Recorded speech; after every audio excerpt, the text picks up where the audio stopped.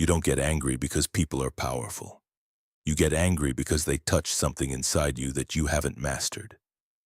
Someone interrupts you mid-sentence. Your chest tightens. Someone dismisses your opinion. You feel heat rising. Someone makes a subtle joke at your expense. Your mind replays it for hours. And in each of these moments you believe the problem is them, but it isn't. The problem is the reaction. Anger feels like strength, it feels like dominance, it feels like self-defense. But psychologically, anger is exposure. The moment someone can predict your emotional response, they gain leverage over you. They don't need authority, they don't need physical power, they only need to know which button to press. And once they know it, they can move you whenever they want. That is not strength, that is conditioning. Most people live inside automatic reactions. They believe their anger is justified. They believe their frustration proves confidence. But true psychological power is not loud. It is controlled. The person who angers you controls you. Not because they are superior, but because they can alter your internal state. They disturb your focus. They hijack your thoughts. They redirect your energy. And energy is position. If your emotional state can be shifted by someone's words, your stability is negotiable. Today, you're going to learn something uncomfortable. The goal is not to suppress anger. The goal is to eliminate the trigger entirely. To build an internal structure so stable that insults don't land, provocations don't penetrate, disrespect doesn't destabilize, not because you are numb, but because you are self-governed. And once you become self-governed, no one can move you without your permission. If you want to develop that level of control, subscribe now. Because what you're about to understand is not about being calm. It's about becoming untouchable. Anger is rarely about what was said. It's about what was threatened. Most people believe they get angry because someone crossed a line, because someone was rude, because someone disrespected them. But that is surface-level thinking. Anger is a defense response triggered by perceived loss. Loss of status, loss of control, loss of identity. When someone criticizes you, your brain doesn't simply process words. It scans for danger. Am I being lowered in hierarchy? Am I losing respect in this room? Does this make me look weak? This evaluation happens in seconds, before logic, before reason, yet before restraint. Your nervous system activates as if something valuable is under attack, and in a way, it is. What's under attack is your self-image. Every person carries an internal identity, a story about who they are, confident, intelligent, competent, respected. When external input contradicts that story, friction occurs. That friction creates heat, and that heat becomes anger. The stronger your attachment to your self-image, the stronger the reaction. If you need to be seen as smart, criticism feels like humiliation. If you need to be respected, dismissal feels like domination. If you need to feel in control, interruption feels like invasion. Anger, then, is not strength. It is insecurity trying to repair damage. It is ego rushing to defend a fragile structure. But here is the shift most people never make. If your identity were internally stable, there would be nothing urgent to defend. A secure person does not explode at opinions, they assess them. A secure person does not panic at disagreement. They evaluate it, because their worth is not hanging on external approval. Anger exposes where your confidence is conditional, and conditional confidence is predictable. Predictable reactions can be manipulated, which means the first step to never being bothered by anyone is not controlling others. It is identifying where your identity is unstable. Because once you stabilize that, there is nothing left to trigger. And that's where real control begins. Most people believe their anger is spontaneous. It isn't. It is patterned. There is a hidden loop operating beneath every emotional reaction. Stimulus to interpretation to reaction. Someone makes a comment. That is the stimulus. Your mind instantly interprets it, usually through insecurity or ego. Then comes the reaction. What feels automatic is actually trained. Over time, you have conditioned yourself to respond in specific ways to specific triggers. Criticism triggers defensiveness. Disrespect triggers aggression. Dismissal triggers irritation. And the more consistently you react, the more predictable you become. Predictability is weakness in psychological dynamics, because once someone knows your trigger, they own your reaction. If a person can provoke you at will, they can control your emotional state. And if they can control your emotional state, they can influence your decisions. And this is how manipulation works, not through force, through emotional predictability. Every time you react impulsively, you reinforce the loop. You confirm to your brain, this stimulus equals threat, and the next time it happens, the reaction becomes faster, stronger, more automatic. The loop tightens. Breaking it requires awareness. Between stimulus and reaction, there is a brief pause. Most people never notice it, but it exists. In that pause lies power. When someone attempts to provoke you, the disciplined mind does not immediately respond. It observes the interpretation. Why does this bother me? Is this truly a threat? Or is my ego reacting? That moment of analysis interrupts conditioning. You shift from automatic to deliberate, from reactive to strategic. The unbothered individual is not emotionless. They are conscious, and they understand that reaction is optional. When you stop feeding the loop, it weakens. When the loop weakens, the trigger loses force. And when triggers lose force, you become difficult to manipulate. Control is not about suppressing anger. It is about dismantling the mechanism that creates it. Once that mechanism is exposed, it cannot operate in the dark. And once it cannot operate in the dark, it loses its power over you. Most people think anger comes from strength. In reality, it comes from fragility. At the center of almost every emotional reaction is the ego, not confidence, not self-respect. Ego. Your ego is the identity you defend. It is the version of yourself you want others to see. Capable, intelligent, respected, superior, in control. The problem is not having an identity. The problem is depending on it. And when someone challenges your opinion, it's not just an argument. It feels like a threat to your intelligence. When someone dismisses you, it's not just a social moment. It feels like a threat to your importance. When someone insults you, it's not just noise. It feels like damage. But here's the question most people never ask.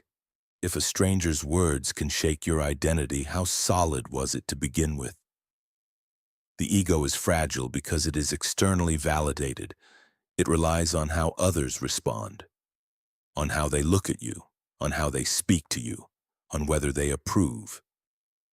The more your self-worth depends on external confirmation, the more vulnerable you are, and vulnerability invites reaction. Reaction invites manipulation. This is why some people appear impossible to offend. It's not that they lack pride. It's that their self-concept is internally anchored. They do not need every room to respect them. They do not need every comment to affirm them. They do not need to win every disagreement. Because their identity is not built on moment-to-moment approval.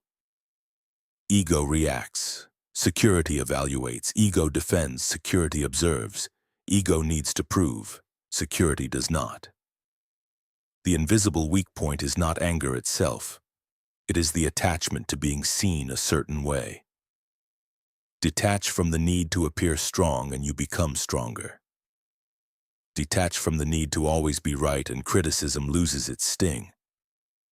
Detach from the need for respect and disrespect loses its power. When your identity is no longer fragile, provocations stop landing. Because there is nothing unstable left to hit. And once that happens, anger becomes unnecessary. Most provocations are not emotional accidents.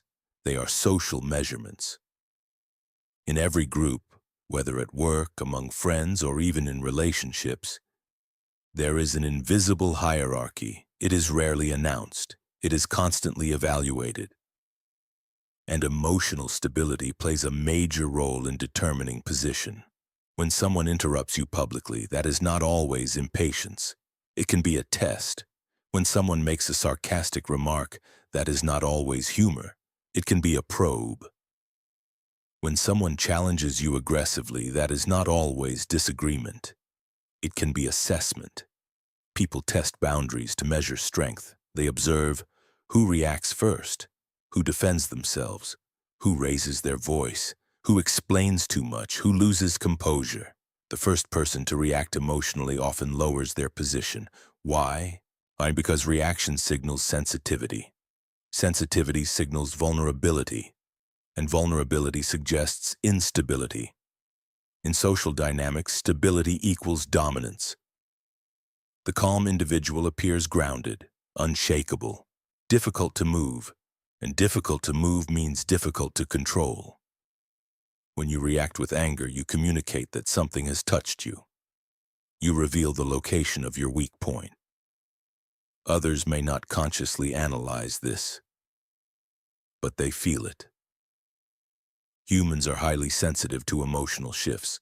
We instinctively sense who can be provoked and who cannot. When you remain composed under subtle attack, something interesting happens. The dynamic reverses. The one who attempted the provocation now appears invested. Now they appear emotional. Now they appear reactive. And position quietly shifts. Silence, when deliberate, is powerful. And stillness, when intentional, is intimidating. Not because it is aggressive, but because it refuses to participate in the test. And when you refuse to participate, the test fails. The unbothered individual does not need to win the exchange. They win by not being moved. That is how hierarchy stabilizes in your favor, not through volume, but through control. In every social interaction, there is an exchange happening, not just words, energy. And the most valuable form of energy is attention. Attention is focus. Attention is validation. Attention is acknowledgement.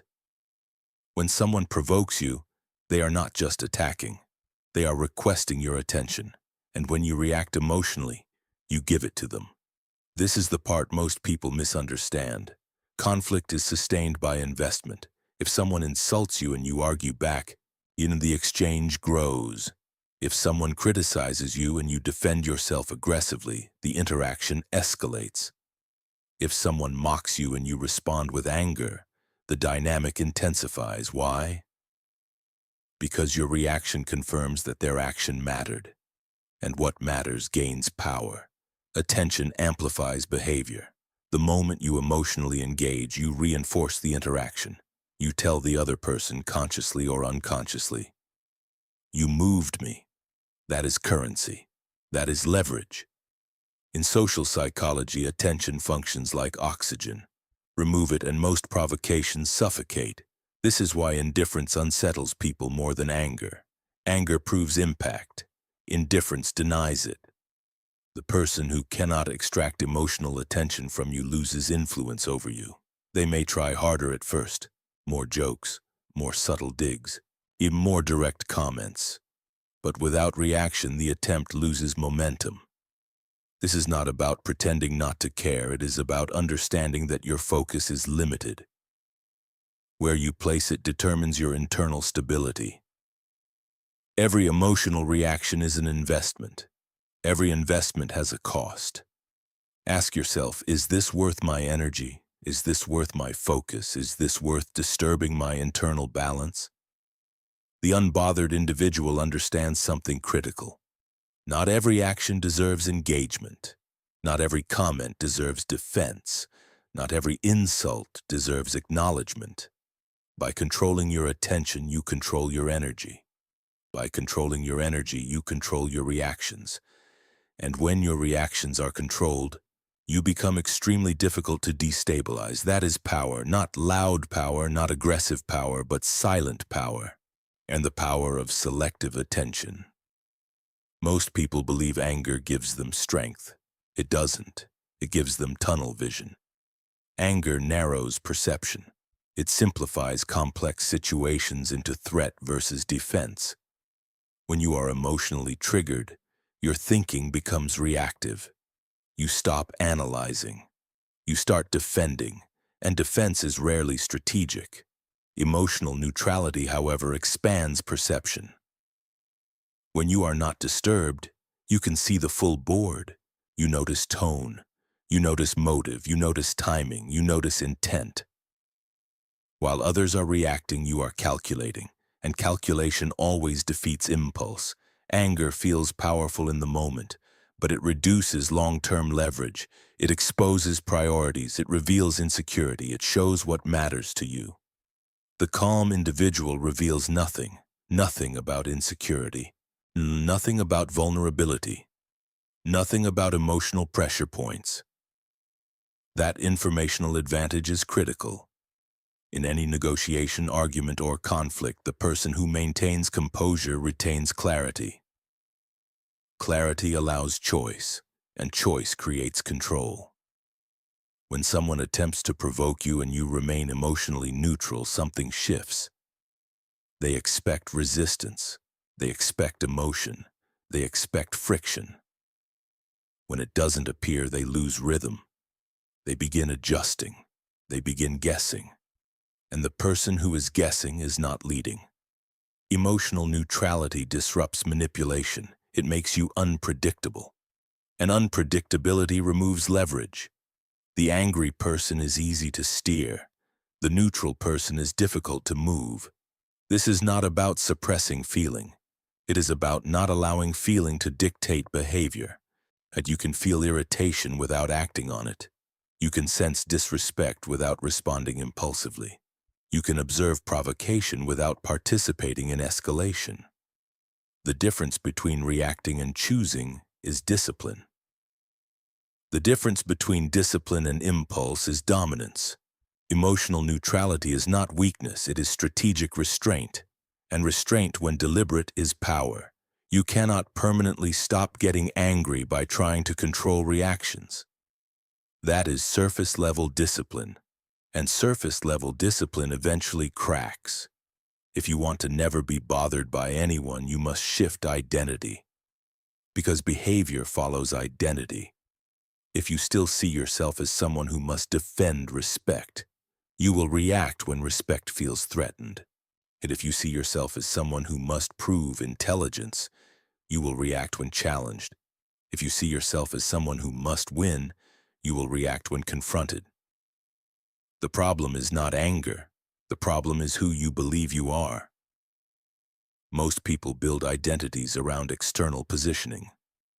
I am someone others must respect. I am someone who cannot be questioned. I am someone who must appear strong. These identities are fragile because they require constant reinforcement. The moment reinforcement stops, insecurity begins. The identity shift requires something radical. You stop needing to be perceived a certain way.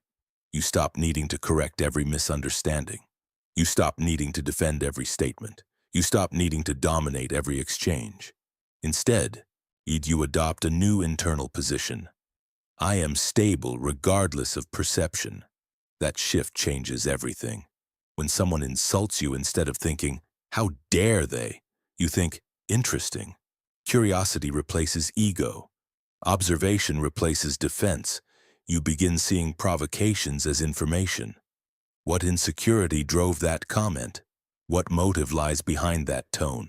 What weakness is being projected? Emotion becomes data. And data cannot hurt you. The identity shift transforms you from participant to observer. From reactive to analytical. From emotionally engaged to strategically aware. You no longer operate from a need to protect self-image. You operate from internal certainty. And when your certainty does not depend on approval, you become difficult to destabilize. This is not about becoming cold. It is about becoming grounded. Once grounded, external forces lose traction because they have nothing unstable to grab. And when nothing unstable remains, Anger becomes unnecessary. There is a level of psychological control most people never reach. A state where insults do not land, where disrespect does not destabilize, where provocation does not penetrate. Not because you are emotionless, but because you are anchored. The untouchable state is not about suppressing anger. It is about removing the conditions that create it. When your identity is internally secure, there is nothing to defend. When your reactions are deliberate, there is nothing to exploit. When your attention is controlled, there is nothing to drain. At this level, you stop viewing interactions as battles to win. You view them as information exchanges. Someone insults you, it reveals them. When someone tries to provoke you, it reveals their insecurity. Someone disrespects you, it reveals their need for reaction. And when you no longer feel the urge to correct, prove, or dominate, you become psychologically still. Stillness is power, because stillness cannot be manipulated. The untouchable person does not escalate. They do not rush to respond. They do not scramble to repair image. They observe, they decide, they act only when it benefits them. That is sovereignty. Most people are governed by emotion. The untouchable person governs emotion. Most people seek validation. The untouchable person is self-validated. Most people are moved by words. The untouchable person chooses what moves them. And that choice changes everything. When others realize they cannot provoke you, something shifts. Tests stop. Challenges soften. And attempts lose intensity. Because manipulation requires reaction. And you no longer provide it. This does not make you cold. It makes you composed. It does not make you distant. It makes you disciplined. It does not make you passive. It makes you powerful. True power is not loud. It is self-governed. And once you reach that level, no one can move you without your permission. That is the final state. Untouchable. At the beginning, anger looked like strength. Now you understand it differently. Anger is exposure. It reveals where your identity depends on validation. It reveals where your ego feels threatened. It reveals where your stability is negotiable. The unbothered advantage is not about suppressing emotion. It is about restructuring yourself so emotion does not control you. You stop reacting automatically, and you stop defending unnecessarily. You stop investing attention where it is not deserved. And when you do that, something subtle but powerful happens. Your presence changes. People sense stability. They sense that you cannot be easily moved. They sense that provoking you will not yield energy. And when provoking someone produces no emotional return, the behavior loses purpose. You gain psychological leverage not by dominating others, but by mastering yourself. When you no longer need to win every exchange, you win long-term position. When you no longer need to prove intelligence, you appear intelligent. When you no longer chase respect, you project it, because respect follows stability. This is the paradox most people miss. The moment you stop fighting for control externally, you gain it internally. An internal control creates external influence. The unbothered individual is not passive. They are selective. They choose when to speak. They choose when to respond. They choose when to act. That choice is the difference between impulse and dominance. Most people live emotionally governed lives. You now understand how to live self-governed. And once you become self-governed, something irreversible happens. You stop being manipulated. You stop being drained. You stop being repositioned by emotional traps. You become steady, grounded, strategic, untouchable. If this shifted how you see anger and control, subscribe. Because psychological power is not about intimidating others. It is about becoming impossible to destabilize. And once you reach that level, no one controls your internal world but you. That is the real advantage.